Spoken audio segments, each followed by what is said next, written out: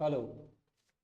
चलिए, so good evening सभी को। Good evening. एक बार सभी वाला सेशन में जोड़ेंगे। आज हम सेशन की डिस्कशन जो कर रहे हैं वो DFCCIL, यहाँ पर जो वैकेंसी आई हुई है लगभग डिप्लोमा, बीटेक, ITI सभी के लिए पोस्टें आई हुई हैं, सिविल, इलेक्ट्रिकल्स। ओके, इन बच्चों के लिए आज हम उस पर चर्चा करने वाले हैं। इन रिक्रूटमेंट के लिए क्या पोस्ट है, सिलेबस है, एलिजिबिलिटी क्या है, ध्यान रखेंगे। यहाँ पर जो मैं चर्चा कर रहा हूँ आज के सेशन में, ये खासकर चूंकि इसमें जैसे डिप्लोमा की सीटें 64 है, ITI में लगभग 400 प्लस पोस्टें हैं, तो ऐसे बच्चे जिनको लगता है कि हमको RRB के अंदर नहीं हो पाया है तो सुटेबल पोस्ट बैठता है, सैलरी भी इसकी बढ़िया है, तो आप इस पोस्ट के लिए परफेक्ट बैठते हैं। अगर आप RRB जेई में पेपर 1 CBT बहुत अच्छा नहीं गया है तो आप डिप्लोमा से हैं, बीटेक से हैं, या ITI वाले बच्चे ऐसे हैं वो इन पोस्ट को प्रेफरेंस में दे सकता है, तैयारी अच्छी कर सकते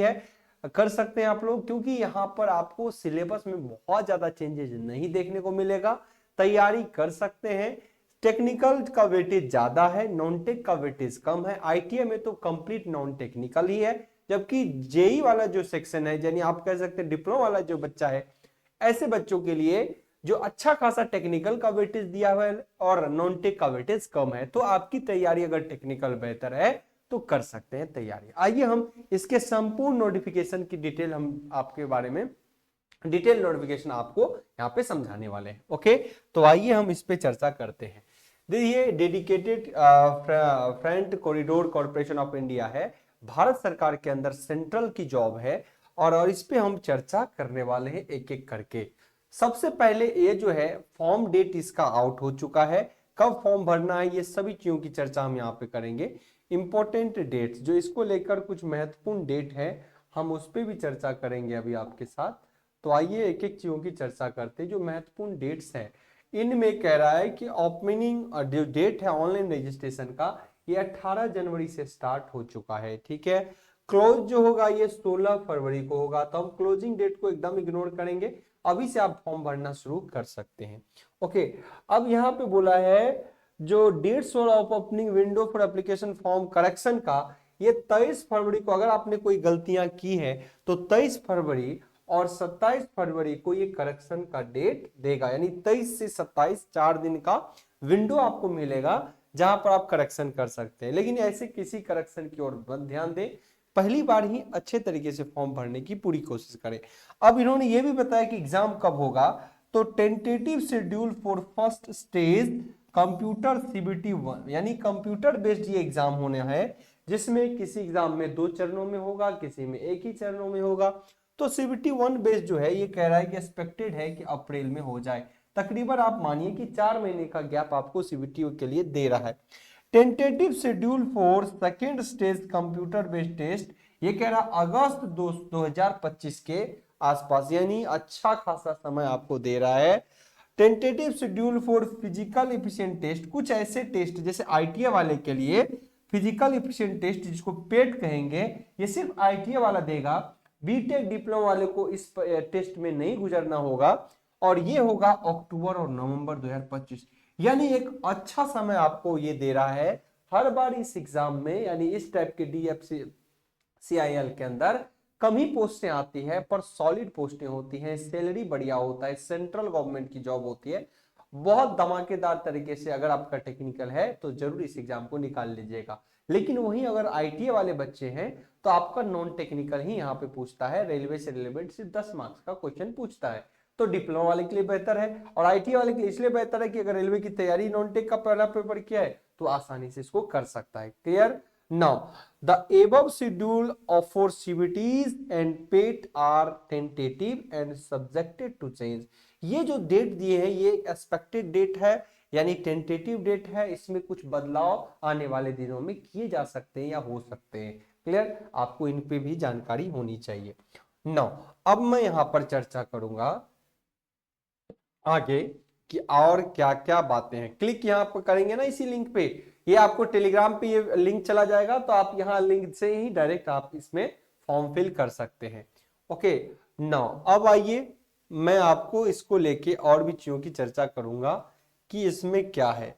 इसमें जो पोस्ट है details of post and essential qualification क्या क्या है उसमें दिया गया है। जैसे कि जूनियर मैनेजर में फाइनेंस, अब फाइनेंस में हम लोग डिपार्टमेंट है ही नहीं, इसमें CS CMA जो किया हुआ है वो बच्चे इसको फॉर्म भरेंगे ऐसे, तो हम इसकी चर्चा नहीं करेंगे क्योंकि ये फाइनेंस में 3 पोस्टें हैं और इस पे चर्चा हम नहीं करेंगे। जैसे कि एग्जीक्यूटिव पोस्ट है, एग्जीक्यूटिव सिविल वाले बच्चे जो सिविल के बालक हैं उनके लिए टोटल 36 पोस्टें हैं, अलग अलग कैटेगरी में इनको बांटा गया है। मेडिकल स्टैंडर्ड A3 है और यहाँ पर 3 ईयर डिप्लोमा सिविल इंजीनियरिंग है।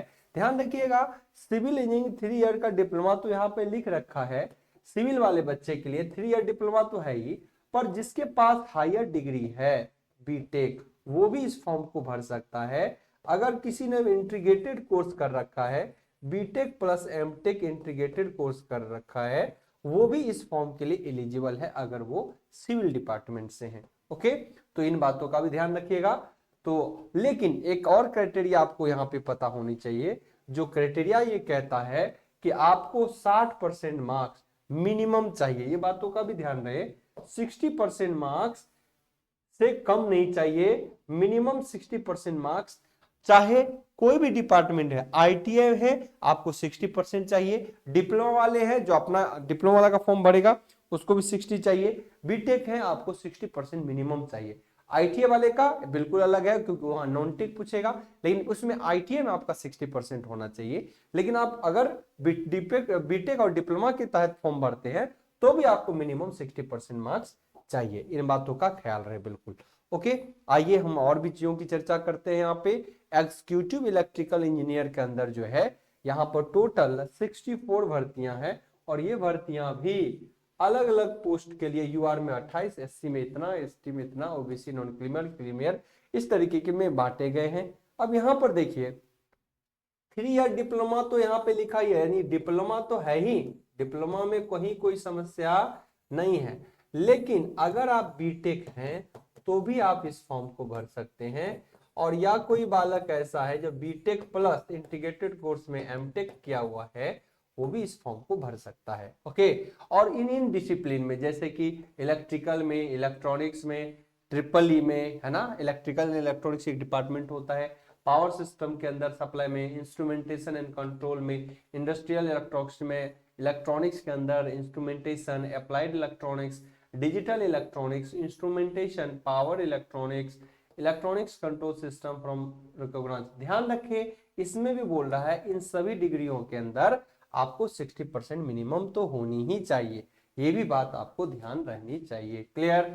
नेक्स्ट अगर आप देखेंगे एग्जीक्यूटिव का तो है, पर यहाँ पर SNT है, सिग्नल एंड टेलीकम्युनिकेशन, 75 भर्तियां हैं, अलग अलग डिपार्टमेंट के अंदर अलग अलग कैटेगरी के अंदर भर्तियां हैं। साथ में यहाँ पर भी कह रहा है कि आपको क्या चाहिए, 3 ईयर डिप्लोमा चाहिए, और साथ साथ अगर आप बीटेक है तो भी भर सकते हैं, लेकिन मिनिमम क्राइटेरिया 60% इस फॉर्म के लिए भी है। यानी हर बदले बालक को, चाहे आप ITI है, डिप्लोमा है, सबको लिए, आगे भी आपको ITI में देखने को मिलेगा, 60% मिनिमम तो चाहिए ही चाहिए, ये आप सभी को ध्यान रहना चाहिए। ओके, नौ अगर मैं यहाँ पे चर्चा अगर कर लूं, 60% चाहिए, और 3 ईयर डिप्लोमा इस SNT में इलेक्ट्रिकल, यानी अगर आप कोई ट्रिपल ई वाले बच्चे हो, कोर इलेक्ट्रिकल यहाँ नहीं भरेगा, लेकिन जो ट्रिपल ई कर रखा है यहाँ पर वो बच्चे भी SNT के अंदर फॉर्म भर सकते हैं। यानी जो बच्चा ट्रिपल ई वाले का है, देखिए इलेक्ट्रिकल वाले के लिए कितने पोस्ट हैं, अब तक 64 पोस्टें हैं, लेकिन जो ट्रिपल ई के लिए है 64 पोस्टें पहले थी, प्लस वो इस 75 पोस्टों में भी शामिल हो जाएगा। इन बातों का ध्यान रखिएगा। यहाँ पे देखिए क्लियरली लिखा है इलेक्ट्रिकल एंड इलेक्ट्रॉनिक्स, यहाँ पे इलेक्ट्रिकल नहीं होगा, बट जो ट्रिपल ई डिपार्टमेंट होता है वो यहाँ पर एलिजिबल होगा। ओके ना, इलेक्ट्रॉनिक्स आपने किया है, ECE किया है, अब होगा इलेक्ट्रॉनिक्स से होगा, इलेक्ट्रॉनिक्स एंड कंप्यूटर्स होगा, इलेक्ट्रॉनिक्स कंट्रोल सिस्टम से होगा, पावर इलेक्ट्रॉनिक्स से होंगे, इलेक्ट्रिकल कम्युनिकेशन से होगा, रेलवे सिस्टम से होगा।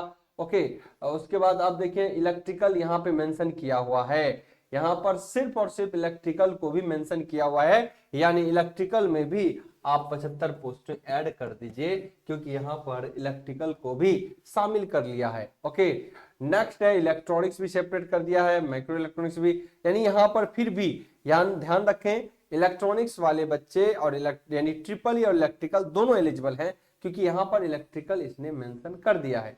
ओके, तो 60% मिनिमम है, तो आप यहाँ पे तो सोचो 64 पोस्टें तो थी ही, प्लस 75 ये भी हो गए, कितने हो गए, 5 4 9 7 6 13, है ना, 140 पोस्ट के आसपास आपका हो गया। तो अच्छी खासी भर्ती मानी जाएगी डिप्लोमा वाले बच्चों के लिए, साथ में बीटेक वाले बच्चे भी इस फॉर्म को जरूर भरेंगे। क्लियर? आइए और भी चीजों की चर्चा हम कर लेते हैं, और भी चीजों को बारीकी से।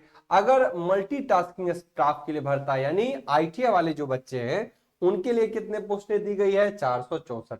यहां पर अगर आप देखेंगे जो आईटीआई वाले बच्चे हैं 464 पोस्टें हैं, और अच्छी खासी भर्तियां हैं यहां पर। लेकिन यहां भी मिनिमम 1 ईयर ड्यूरेशन का जो है इसको आईटीआई का या फिर अप्रेंटिस का 1 साल का इसको सर्टिफिकेट होना चाहिए। मिनिमम 2 साल का है कोई दिक्कत नहीं है, लेकिन मिनिमम 1 साल का आईटीआई का डिग्री है। बहुत सारी जॉब में आपको 2 साल का मिनिमम मांगता है, यहाँ पर 1 ही साल का बोल रहा है, या फिर आपको बोल रहा है अप्रेंटिसशिप रिलेवेंट डिपार्टमेंट का होना चाहिए या आईटीआई होनी चाहिए, और मिनिमम आपको आईटीआई में 60% मार्क्स यहां भी मांग रहा है। इन बातों का ख्याल रहे। ओके, चलिए, तो ये तो रहा अब तक के वैकेंसी जो इलेक्ट्रिकल के लिए है, चाहे वो डिप्लोमा में या बीटेक के लिए या आईटीआई के लिए। अब हम कुछ महत्वपूर्ण बातों की यहां पर चर्चा करेंगे, है ना। Apprenticeship process essential qualification on the closing date online और दिस जो आप है ये applicants should process the essential qualification on the closing date of, ये आपका 2016 फरवरी तक ही आपका वो डिग्री कंप्लीट हो जाना चाहिए, है ना। Apprentice candidate waiting final results of qualification on the closing date online registered are not eligible to apply. यानी आपका डिग्री जो है सर्टिफिकेट्स वो 16 फरवरी 2025 तक आ जाना चाहिए, चाहे आप डिप्लोमा में है या आईटीआई में है, किसी भी डिपार्टमेंट में है आपका ये आ जाना चाहिए। Okay, now eligible candidate who have completed diploma या degree course as per prescribed post, जो अलग अलग डिपार्टमेंट दिया हुआ है, इलेक्ट्रॉनिक्स, पावर सिस्टम से या ट्रिपल ई से डबल ई से, ये थ्रू रिकॉग्नाइज या आप लेटरल एंट्री से अगर गए हैं तो भी आप एलिजिबल हैं। यानी 3 साल वाला बच्चा, है ना, या डिप्लोमा लेटरल एंट्री से किया है तो भी चलेगा। ठीक है, कैंडिडेट हैविंग, अगर किसी के पास क्या बोला है कि बीटेक है, बीटेक प्लस एमटेक है ना, इंटीग्रेटेड कोर्सेज को बोलते हैं, ड्यूअल डिग्री, ये भी एलिजिबल है। इन बातों का भी ध्यान रखें, सिर्फ बीटेक है चलेगा, बीटेक प्लस एमटेक है इंटीग्रेटेड वो भी चलेगा, ओके, डिप्लोमा है वो भी चलेगा, 60%, लेकिन ध्यान रखें सभी। Engineering degree BTech BSc engineering 4 years ये भी एलिजिबल है। ओके, ये भी ध्यान रखना है। तो आप चाहे डिप्लोमा है, बीटेक है, एमटेक है, चलेगा आपकी डिग्री।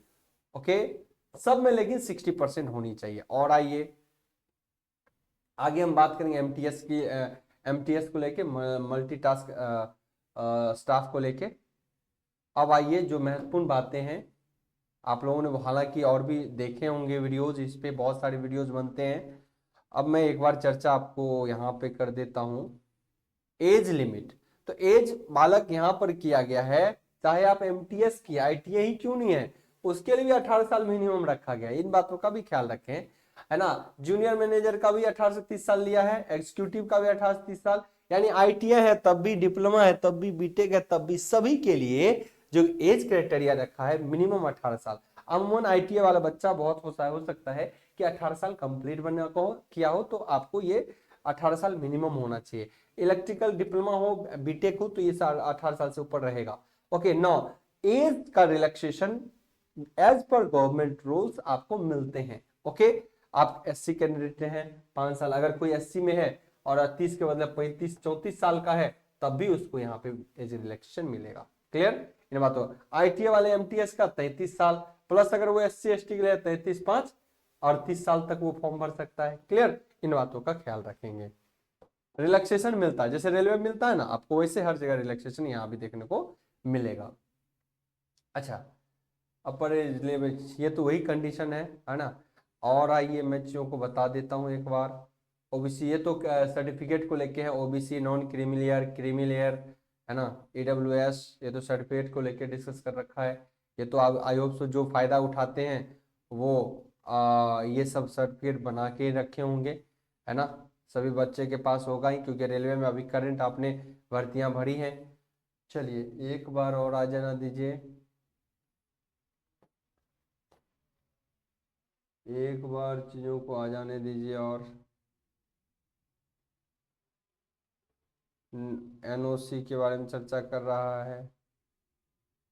एक बार आ जाने दीजिए park place reservation, no objection certificate. हाँ, किसको किस टाइप के सिलेक्शन प्रोसीजर से गुजरना पड़ेगा, अब इन बातों का भी ध्यान रखिएगा।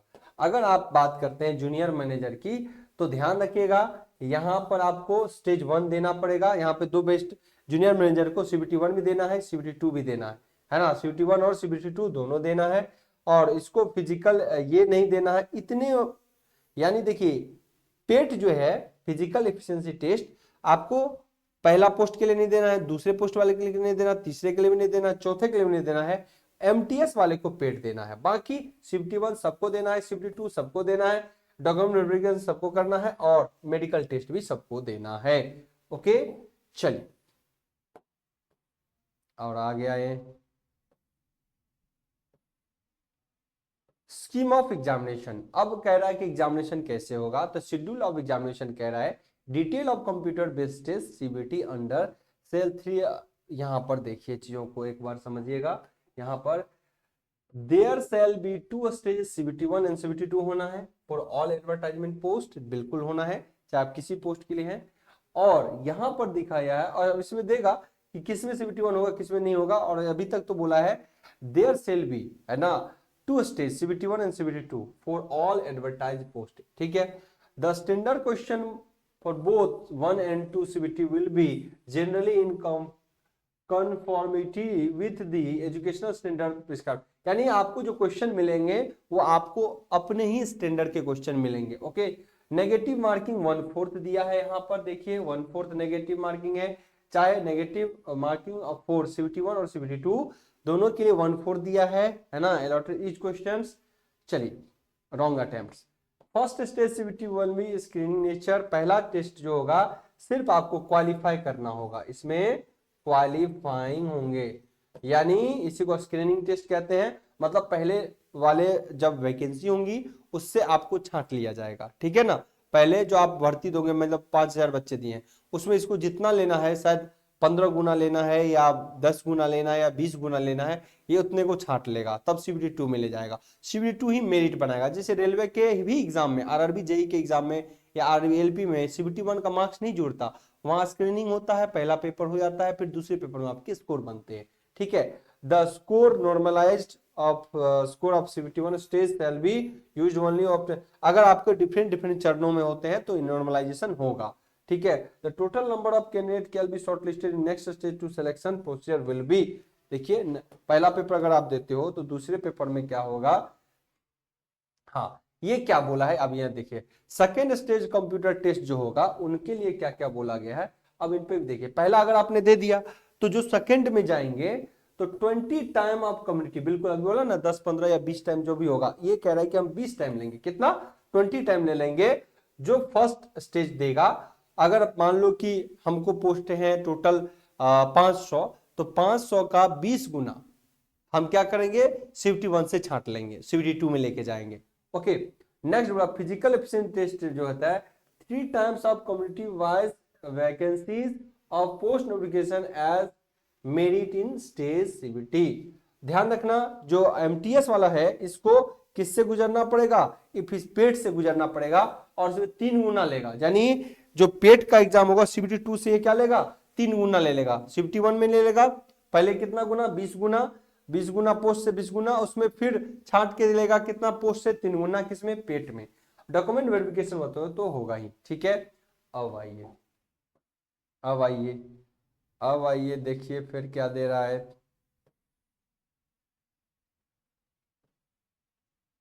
आइए यहां से देखिए, आपका जो इंडिविजुअल एग्जाम हो रहा है यहां पे जो है, wait wait a second, wait a second, wait a second, एक सेकेंड वेट करेंगे आप लोग सभी, एक सेकेंड, कुछ इंफॉर्मेशन है, वेट अ सेकेंड।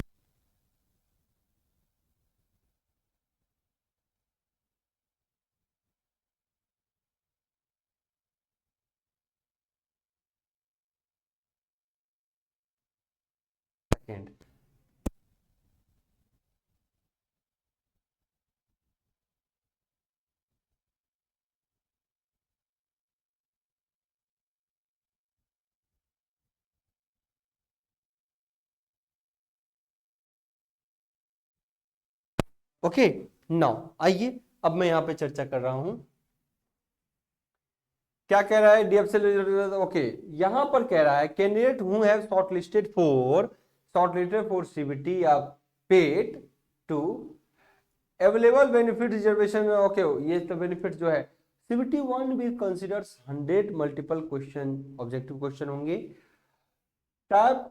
उसके बाद बोल रहा है क्या यहाँ पर देखिए, जो objective type question of 1 marks each and exam duration 90 minute, यानी 1.5 घंटे का एग्जाम होगा और इसके अंदर जो है 100 एमसीक्यू क्वेश्चन दिए जाएंगे सीबीटी बेस्ड फर्स्ट स्टेज में। ओके, और नेक्स्ट है candidate shall be selection on the marks. Okay, CBT 1 stage, CBT 1 जो पेपर होगा बालक, यहाँ पर सीबीटी 1 में क्या होगा, इन बातों का ध्यान रखिएगा।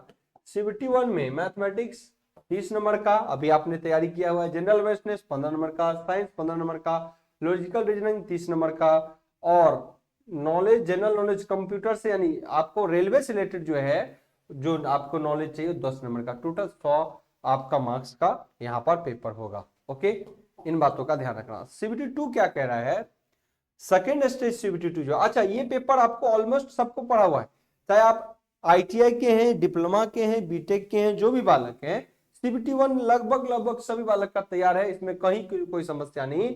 और इतने के लिए क्या आपको करवा रहा है, 100 क्वेश्चन 90 मिनट, यानी इतने 90 मिनट में करने हैं। और इसमें क्या करना है, आपको क्वालिफाई करना है, क्वालिफाई करना है। अच्छा, ओवरऑल क्या निकला, 1/4 इसके अंदर नेगेटिव है, सही के लिए 1 मार्क्स आपको दिया जाएगा। अच्छा, इसमें सेलेक्ट कितने होंगे, 20 टाइम्स बच्चे होंगे, जितने आपकी सीट है, जैसे 64 पोस्ट के लिए है तो 64 गुना 20 यानी 10 हो गया, कितने 640, तो 1280 लोग सिलेक्ट होंगे एग्जीक्यूटिव इलेक्ट्रिकल वाले में। ऐसे एसएनटी वाले में ज्यादा 75, तो 1500 बच्चों को वहां पे सेलेक्ट करेगा सीबीटी 2 के लिए। ओके, सीबीटी 1 में आपको इस तरीके से क्वालिफाई करना है। नेक्स्ट आइए स्टेज 2, जो सीबीटी 2 होगा, यहां पर देखिए सीबीटी 2 120 क्वेश्चन होंगे। सीबीटी 2 के अंदर अगर जो चर्चा अगर करेंगे, स्टेज 2 सीबीटी 1 120 नंबर का होगा और ये मल्टीपल चॉइस क्वेश्चन होंगे, 1 मार्क्स मिलेगा आपको ईच क्वेश्चन के लिए। ड्यूरेशन 2 घंटे का होगा, यानी 2 घंटे के लिए 120 क्वेश्चन आपको मिल रहे हैं, यानी एक क्वेश्चन के लिए 1 मिनट मिल रहा है। एक क्वेश्चन के लिए कितना मिल रहा है आपको, 1 मिनट मिल रहा है, यानी 120 मिनट में 120 क्वेश्चन होंगे। Okay, 60 minute eligible. ओके, यहां तक क्लियर है आपको। नेक्स्ट बोला जा रहा है, if question paper consist more than 1 section then there will be section cut off in the case of CBT. Okay, ये तो नॉर्मलाइजेशन हो जाएगा, मल्टीपल टाइम अगर होगा एग्जाम तो नॉर्मलाइजेशन हो जाएगा। ओके, आइए all candidates of community having cut off marks. Okay, यहाँ पर कहीं कोई समस्या नहीं। अब आइए क्वालिफिकेशन, मिनिमम क्वालिफिकेशन जो कह रहा है, यूआर के लिए 40% चाहिए, ईडब्ल्यूएस के लिए भी 40% चाहिए, ओबीसी एनसीएल एससी के लिए 30%, और ऐसे तो नहीं है, देखिए 40% बोला गया पर 40% पे क्वालिफिकेशन नहीं होगा, 50 भी होगा, 60-70 पे हो जाता है, इतना कम पे नहीं रहता, पर इतना मिनिमम तो चाहिए। बहुत बुरी स्थिति रही तो कम से कम ये कह रहा है कि हम 40% से नीचे पे नहीं लेंगे। ओके, अब आइए आगे और बताते हैं किसी किस एग्जाम के लिए किस टाइप का सिलेबस रहता है हम लोग को। अब यहां पर भी देखना, अच्छा एक चीज और, जो आईटीए वाले हैं उनके लिए क्या होगा, उनके लिए 500 रुपए का ये फॉर्म है, लेकिन जो डिप्लोमा वाले बच्चे हैं उनके लिए फॉर्म 1000 रुपए का है। ठीक है, इन बातों का भी ध्यान रखिएगा, 500 का और 1000 का, इन बातों का ध्यान रखिएगा। हाँ, जो भी है बनवा दीजिए, ठीक है ना। चलिए, ओके, तो ये भी हो गया। अब आइए यहां से आप पाएंगे, अच्छा पेट में क्या होता है, पेट खाली एमटीएस के लिए है, ये डिप्लोमा बीटेक डिग्री के लिए नहीं है, आईटीए के लिए है। इसे 35 किलो का वजन जो है 100 मीटर तक ले जाना है 2 मिनट के अंदर, इस टाइप की कुछ एक्टिविटीज कराएंगे पेट में, है ना। आइए एक बार हम आपको, अब है कि सिलेबस क्या रहता है, अब हम आप सीबीटी 1 देना है सबको, सीबीटी 2 देना है सबको, तो आइए इसके अंदर अब जो आईटीए वाला है उसके लिए सिलेबस वही है ना, जो सीबीटी 1 में देगा ना वही सीबीटी 2 में देगा। अच्छा, एग्जाम सेंटर कहाँ कहाँ है इसके लिए भी बताया गया यहाँ पे। फीस जो है एमटीएस वाले आईटीआई के 500 और बाकी सभी पोस्ट के लिए 1000।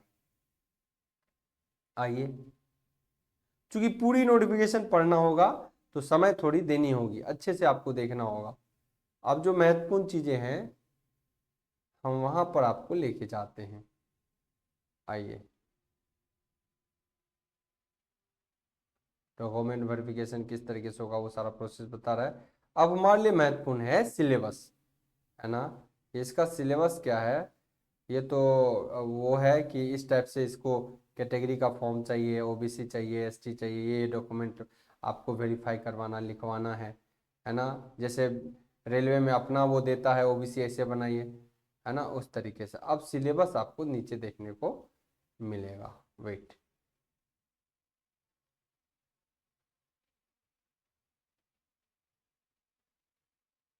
बहुत बड़ा पोस्ट, बहुत ज़्यादा है यहाँ पे।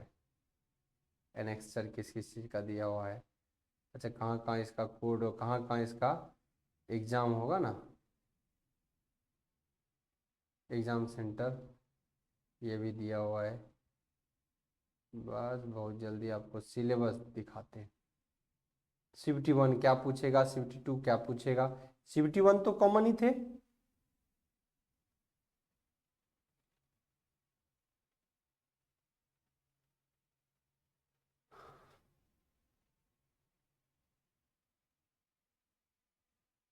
फोटोग्राफ के क्या अपलोड करना है वो सब तो चीज़ें है ही।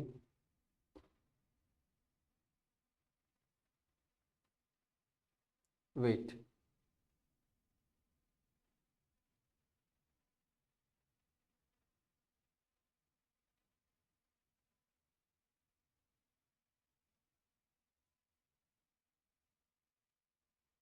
उसका पेज नंबर भी ध्यान रहता तो शायद सीधे उस पेज पे ले जाते हैं तो और आसान रहता।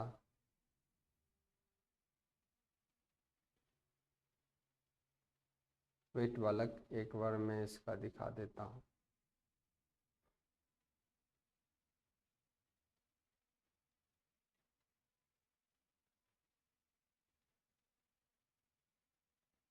किस पेज पे चला गया वो।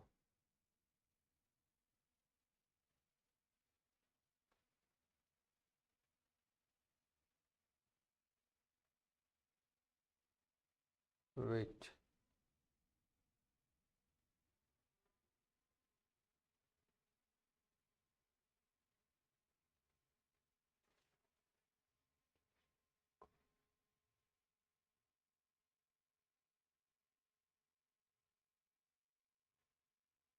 एक बार आपको प्रॉपर इसका सिलेबस।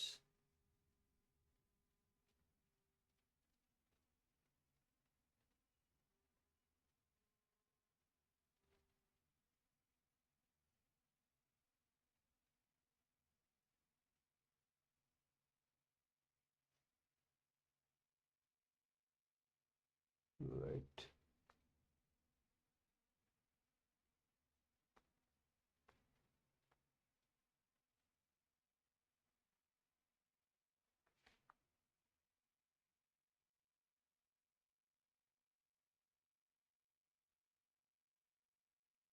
ये तो एग्जामिनेशन सिटी है, कहाँ चला गया इसका। सारा सिलेबस दिया हुआ है।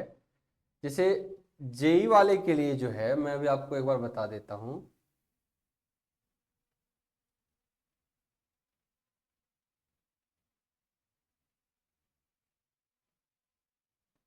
जेई वाले में सीबीटी 2 के अंदर सीबीटी 1 तो कॉमन है, सीबीटी 2 में आपको 24 नंबर का जो है वो पूछा जाएगा नॉन टेक, और बाकी 60 नंबर का जो है वो पूछेगा आपको टेक।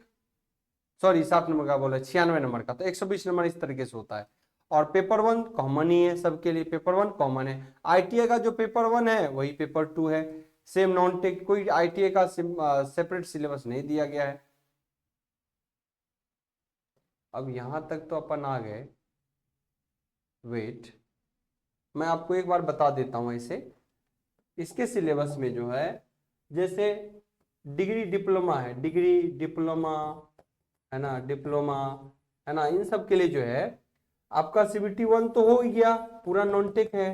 CBT 2 के लिए, CBT 2 के लिए आप क्या करेंगे, इसमें 24 प्रश्न जो है आपको नॉन टेक मिलेगा और प्लस 96 जो है वो टेक्निकल मिलेगा। 96 क्या होंगे, टेक्निकल। टोटल 120 क्वेश्चन होंगे, है ना। और 2 घंटे का समय मिलेगा, 2 आवर, 2 घंटे का समय मिलेगा, इन बातों का ख्याल रखिएगा, है ना। तो और ITA वाले आपको पूरा नॉन टेक ही पेपर होता है, आपको यहाँ पे टेक्निकल नहीं पूछा जाएगा। तो एक एडवांटेज है, आप इसकी तैयारी बेहतर कर सकते हैं, इन बातों का ध्यान रखिए। यही सिलेबस है, ये कहीं ना कहीं आगे पीछे करने में, चूंकि ज्यादा पेज है तो थोड़ी समस्या आ रही है इसको फाइंड आउट करने में, अच्छी तैयारी कर सकते हैं। और इसके लिए इंजीनियर्स प्लेटफॉर्म के एप्लीकेशन को डाउनलोड करके, टेक्निकल का वही सिलेबस है जो इंजीनियर्स प्लेटफॉर्म के अंदर, अगर आप मास्टर कोर्स लेते हैं, मास्टर कोर्स के अंदर सभी चीजें मिल जाएंगी। जेई के लिए बोल रहा हूं, जे ITA वाले बच्चे आपकी नॉन टेक तैयारी में हो जाएगा, लेकिन जो मास्टर कोर्स लेगा इसके अंदर चूंकि कंट्रोल सिस्टम भी है, जितना भी RRB जेई में पेपर पूछा जाता है, RRB जेई में लगभग वही सिलेबस इसके अंदर दिया हुआ है। एडिशनल आपको कंट्रोल पढ़ना है ना, एडिशनल कंट्रोल। तो आप मास्टर कोर्स अगर फॉलो करते हैं तो इस कोर्स पे जा सकते हैं, ओके, और इसकी तैयारी बेहतर कर सकते हैं। तो उम्मीद करते हैं सारी जानकारी आपको समझ में आ चुकी है। इसके लिए हम और भी चीजों पे चर्चा करेंगे, लगातार हम आपके लिए सेशन लाते रहेंगे। और भी चीजें इस पे रिलेटेड, जैसे कि इंजीनियर्स प्लेटफॉर्म पे आप टेलीग्राम से जुड़ सकते हैं, हमारे एप्लीकेशन से जुड़ सकते हैं, इंजीनियर्स प्लेटफॉर्म के टेस्ट सीरीज से जुड़ सकते हैं, इंजीनियर्स प्लेटफॉर्म के बुक के साथ जुड़ सकते हैं, ओके। बाकी जानकारी आपको मिलती रहेंगे। चलिए आज के लिए इतना ही, bye bye, take care, thank you.